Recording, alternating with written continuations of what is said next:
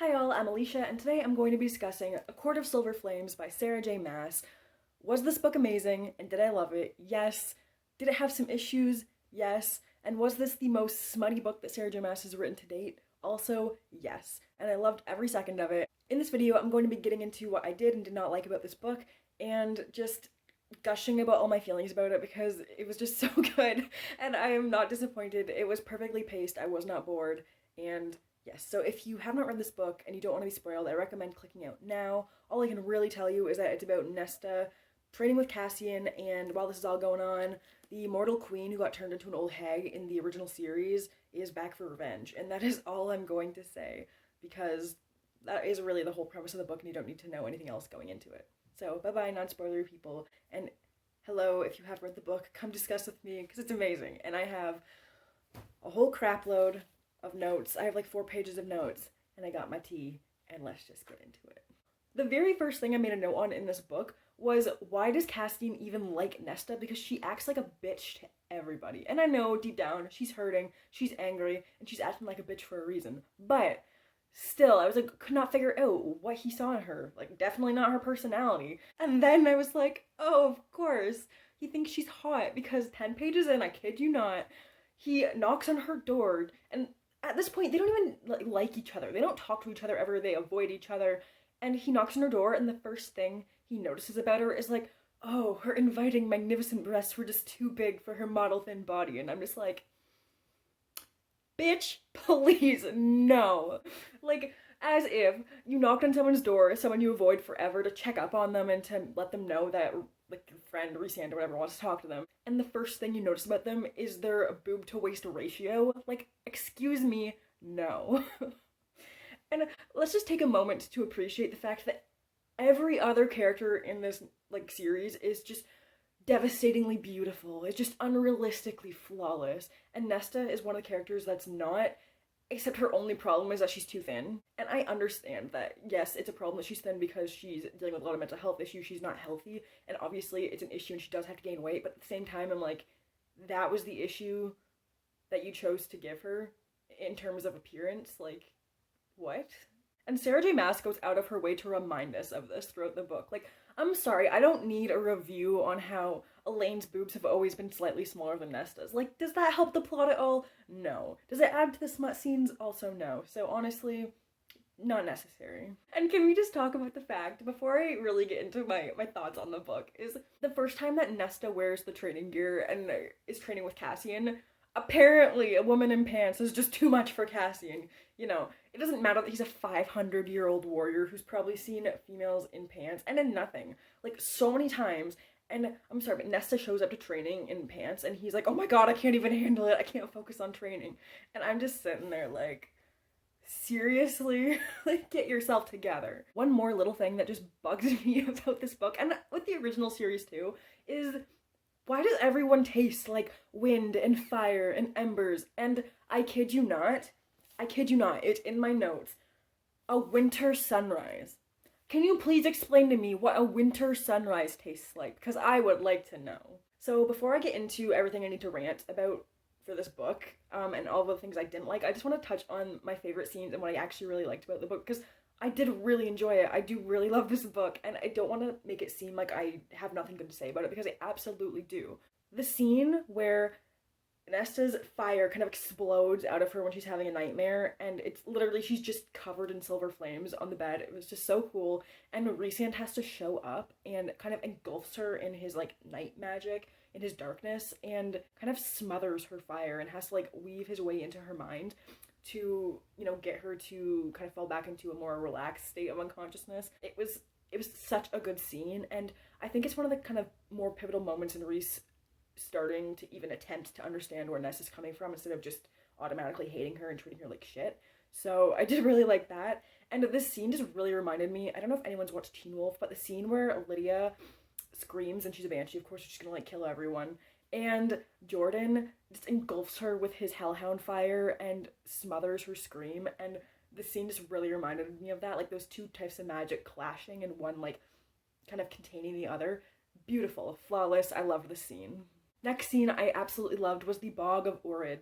Cassian drops Nest in a tree. He's like, stay here, I'll be back for you later. And she, of course, like every other female character ever, is like, nah, bitch, I'm not staying in this tree. I'm gonna go out and fight my way across these waters that have kelpies living in them. So, of course, she comes face to face with a kelpie, and we know she's not gonna die, right? Like, she's gonna find a way to get out of it because she has this magic. It turns out that she actually summons the mask, and that undead army attacking the kelpie and literally ripping it apart limb by limb, and like her just rising triumphant out of the water while Cassian and Azriel wait for her and are looking for her is just, it's such a beautiful moment. And I was like, yeah, Nesta's a badass bitch who can take care of herself. I love how she added in the element that Nesta is actually like afraid of how much she desires the mask, because it kind of takes away and it numbs all the feeling inside, all of that kind of like self-loathing, and just like all of her mental health issues kind of go away when she's wearing the mask. She doesn't feel anything. I really loved when Reese said, oh, I'll give you the spell so that you can unlock the mask, and only you can unlock it, and undo the wards protecting it. She's like, no, don't give it to me. You can keep them, and I don't want to know how to access it. And I actually really liked that. And it was just, she makes up an excuse. She's like, oh, if someone captures me and tortures me, I don't want to have that information to accidentally give them. But Cassian knows that it's because that she's afraid that she's tempted to use the mask for herself, even though she never would. And I honestly just really liked that internal conflict, the way they showed that. Can we talk about what a little this precious cinnamon roll Azriel is? Because throughout this entire book, even though everyone else was treating Nesta like absolute shit, and like, granted, she was also treating them like shit, but like, still, that level of hatred from everyone was just uncalled for. And the fact that he was just so nice and respectful and initiated conversation with her throughout the entire novel. And then at the end, when he gives her that like little reading light for her novels and she hugs him, and it's such a beautiful moment. And I absolutely loved Azriel, and I absolutely need a POV of his in like a future book, absolutely, because I feel like he's one of the characters that we know the least about, just because he's so quiet and he's always there, but he's kind of like in the background. That's the point, like he's like the shadow singer. But I love his character, and I'd love to be in his head in like a future book instead of like Cassian. I love Cassian so much, but Azriel would also be amazing. Another thing I absolutely loved was Cassian and Eris's last conversation in the book. So throughout the entire book, we have this conflict between Eris and Cassian. Obviously, Eris treats him like absolute shit. He's like, you're a nobody bastard, like, you're not a real warrior, like, you're a piece of trash. And you really come to see that they kind of like have a flipped perspective, because Cassian was born, a nobody, and worked his way up to be one of the best, most fearsome warriors ever seen in this world. And Eris was born into riches and into wealth and into status, and he didn't have love. He didn't have, a good upbringing. He's still abused by his father. And I really think it kind of showed, like, they're very similar in ways that they don't see at the very beginning. And so when Cassian tells him, I actually don't think you're a bad person after all. I think you are good. You're just in a shitty situation, but I think you're a coward because you use that shitty situation as your excuse, right? Like, you use it as an excuse to be cruel to other people, and that's not okay. And coming back to Nesta, that's her issue with her father, is like, a lot of bad things happened. She experienced a lot of trauma as a child, and she kind of just like wallowed in it, and she didn't try and get out of it. And I understand that she has a lot of mental health issues going on, and she doesn't want to get out of it. She deserves it, she thinks that she deserves all the hatred, and she doesn't deserve to live. That's what she thinks. And you can kind of see this mirrored in Eris as well, because he had a really bad upbringing, and he kind of feels stuck in his situation, and he feels like no one likes him, and he might as well just be the person everyone thinks he is.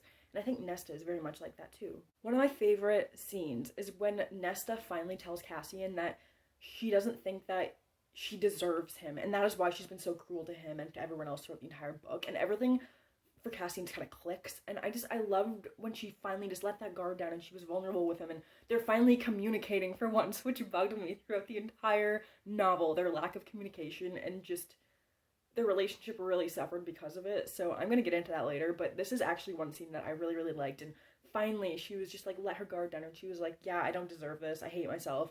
And he was like, oh my god, like, no, you don't need to apologize, I love you, like, you can heal from this, like, let me help you. And it was just such a soft moment, and I absolutely loved it. Ooh, another favorite scene that I didn't even talk about earlier is the scene where Cassian tells Nesta that everyone hates her. And I loved this book.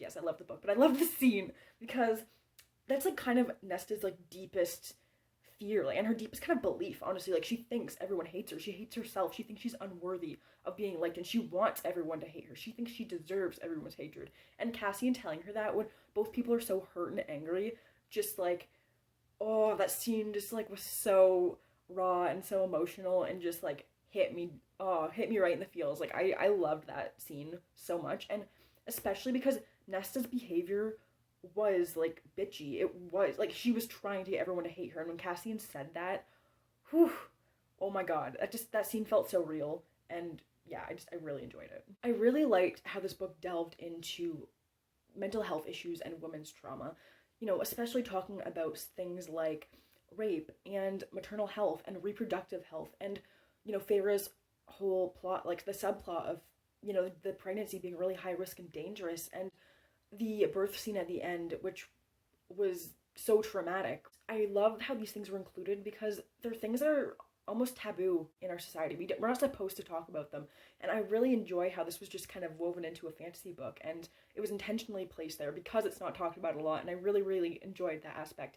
And I will talk a bit more about this later on in my discussion, but I just want to say that I loved how the book delved into these topics and didn't shy away from that at all, and kind of showed how, troublesome and traumatic and just awful these situations can be, and how they impact people long after they've occurred or while they're occurring. Like, I just really, really enjoyed that aspect.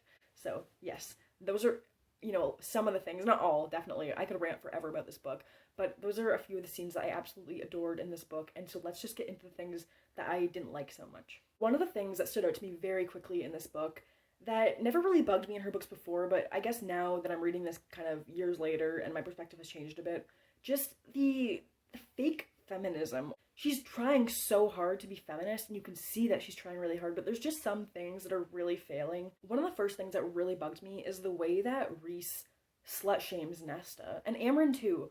Well, Amryn's the first one, and then Rhys like agrees with her, and they're both like really rude and mean about it. So Nesta is in a really dark place mentally. Like, she hates herself. She's trying to like numb it any way she can. So she's drinking and sleeping with a whole bunch of men and doing anything she can to kind of numb that pain. And instead of understanding that or like not mentioning it, Rhys and Amryn are kind of like, oh, like it's hard to look good when you're fucking every stranger that comes your way, and it's just so against like everything that Sarah J Maas has built up Rhys's character to be. He's such a feminist, like he's so kind to women, he's so gentle and understanding and would never be like judge women for their choices. And I'm like, bitch, like if this isn't judging women for their choices, then what is? And it's not enough that he just judges her for her choices to sleep with a bunch of men. He literally shuts down the apartment building.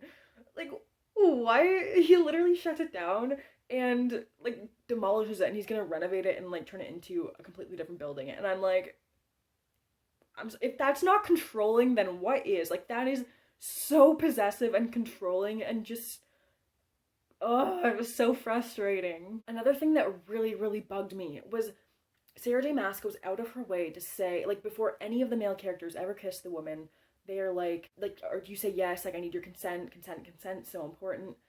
But apparently the rules don't apply the other way around. Like, when Cassian and Nesta are just fighting in the hallway, and all of a sudden she, like, grabs his jacket and pulls him down and kisses him, I was like, okay, you just made this huge deal about how, consent is so important, and yet apparently it doesn't apply when the woman kissed the man. And, okay, building off of that kiss, can we just talk about, okay, first of all, there were so many sex scenes in this novel, and I'm not complaining, because honestly, like, I enjoyed them, but they happened at the most random times, and sometimes they seemed like they were just kind of thrown in there in the middle of, like, a serious conversation. The first time is when, I think, yeah, Nesta and Cassian are mad at each other. Like, Nesta has just insulted Rhysand, and Cassian just gets pissed. And all of a sudden, like, she kisses him, and then it's magically fine. Like, just forget about it and start having sex. And I'm just like, what? And then the second time is they're at the kitchen table, and actually, I don't even think this is the second time. Is that the third time? It doesn't matter, okay? Anyway, Cassian's really down on himself. This is after Eris called him, like, a mongrel bastard, and he's just feeling really low. He's feeling, not great. And Nesta just kind of picks up on this, and she's like, oh, this person I have no emotional connection with and who doesn't even like me is sad. I know how to comfort him. I'm just gonna give him a blowjob. And I was like, this is not an opportune moment. Maybe, like, try talking, maybe use some words, develop or establish a relationship first. But, that's cool. You just do you. Speaking of inopportune times for these sex scenes, another time I just literally laughed because this conversation made no sense. It was like the time where Cassian brings up that that Feyre, the baby has wings, and so Feyre will likely not survive the birth. And Nesta obviously gets really upset. She's like, "Oh my god, like what can we do?" And then out of nowhere, like Cassian is just like, "Hey, want to have sex again?" And she's like, "Okay." And I'm like, "I'm sorry, you were just upset about your sister dying 2 seconds ago. Like, what?" I didn't like the whole Meryl subplot. Like, am I supposed to be impressed with Nesta standing up to a bitchy librarian? Like, really? I just, I didn't really like that subplot. But I really did like her relationship with Gwyn and with Emery. Like, their female friendship and Nesta actually having friends for once, it just kind of warmed my heart. I loved seeing them compete in the Blood Right, which the Blood Right is another whole thing. I'll talk about it in a bit. But yeah, I just really liked the relationship. But the whole Meryl thing, I was like, you didn't really need to include this in the book, so whatever. Can we just talk about something that pissed me off so much in this book? And it's the fact that they don't tell Feyre that the baby has wings, and okay, yes, she knows that it has wings, but like they don't tell her that it could kill her in labor. Actually, it's like 99% going to kill her in labor, and no one tells her this. It just pissed me off so badly, and I was so pissed off at Rhysand. Like, that's not something that you keep from your wife, or like the literally it's her body and it should be her choice of what to do, but they're just not going to tell her because they don't want to worry her that she's going to die. To top it all off, this happens again when they don't tell Nesta that she created these weapons, and it's because they don't trust her. But I'm like, you don't trust her. Like, she's the one with this power, and if you don't tell her, Cassian's absolutely right, she's gonna accidentally create more weapons. And it's just, it bugged me so freaking much that they think they have the right to keep this information from people who it affects the most, who like have these powers, who have like these are the people that the situation affects most, and they're just not going to tell them because, you know, it's apparently up to them for, you know, to control what people do with their bodies and with their own like magic. And I'm just like, bitch, no.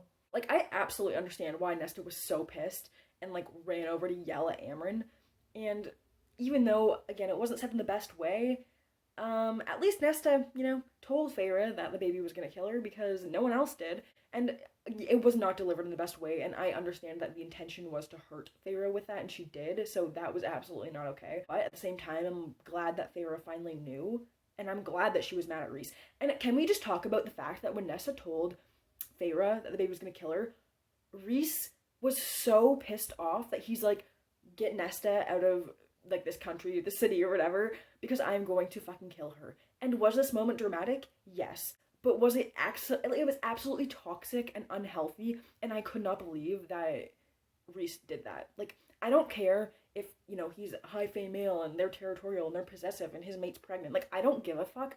That is so unhealthy and toxic behavior, and like, I just hated that it was in this book. So the last thing I want to talk about, and I mean, it's not a small thing, so hopefully this isn't too long, but is the sprinkling of fantasy plot on top of this romance novel. Because I'm sorry, but like the fantasy aspects of this book were kind of like 10%, and then like the Cassian Nesta relationship and all the smut scenes were like 90% of the novel.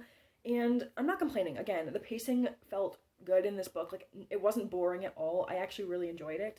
But at the same time, like, I felt like the fantasy plot was a complete afterthought to the novel. Like, and it was wrapped up so quickly. I really like the maid magic, like Nesta's magic. It's kind of unpredictable, hasn't been seen before, but it felt like there were no rules, and all of the trials that she faced just felt a little too easy. Like, Lanthus is this being who no one has been able to kill ever. He's immortal, you can't kill him. Like, even Azriel and Cassian and Rhysand, the most powerful beings in the world, like, they can't kill him, and they're terrified of him. And then Nesta just kind of walks up to him and stabs him with a sword, and it's like, yeah, bitch, you're dead for good. And I'm like, that was a little too easy, especially for someone who has such minimal training. Like, I get that she has this, like, new magic that's never been seen before, but I was like, it's almost like she's too powerful. Like, this magic is just, has no downfall. Like, I didn't like that aspect that much, especially, like, against the Kelpie, who anyone else would have died against. You know, she kind of gets by, and then with Lantis, she kills him, and then with Brielin, like, there was no struggle. Like, Brielin was such a weak villain because she wasn't even really in any of the novel, and when she shows up at the end, like, Nesta just, like, kills her in one page, and it's like, yeah, that was easy, what's next? And I'm like, okay, like that just was a kind of disappointing, you know, resolution, climax, whatever you want to call it, of the book. Like, it just, yeah, it didn't feel good at the end when it just was breezed by. And another thing that just felt too easy because of Nessa's magic was the whole traumatic birth scene at the end. And again, I love that this was included because reproductive health, women's health, is not a topic often seen in fiction, or it's so taboo to even talk about. Like, so many women suffer miscarriages and have traumatic birth stories and go through like such traumatic experiences, and it's not talked about a whole ton. And so I really, really enjoyed that this was on the page, that it was a, kind of a major subplot of the book, and all the characters talked about it with respect, with, as if it was important and not taboo. And I really, really enjoyed it that these characters, like, even like these male characters, are discussing it without, shame, embarrassment. It's not taboo, and I just really enjoyed that.